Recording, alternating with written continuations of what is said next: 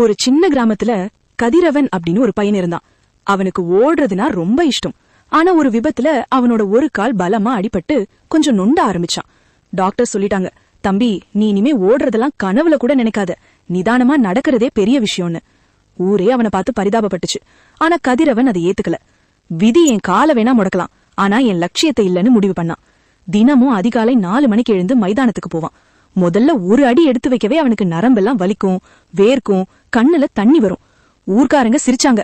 முடியாத காரியத்தை எதுக்கு பண்றேன்னு கேலி பண்ணாங்க. ஆனா கதிரவன் எதையும் காதுல வாங்கல.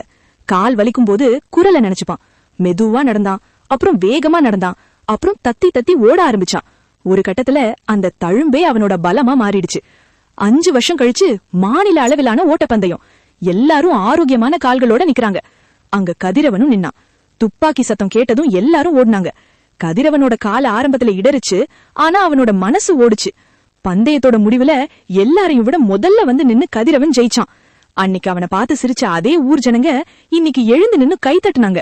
விதி தோத்து போச்சு, கதிரவனோட விடாமுயற்சி ஜெயிச்சது.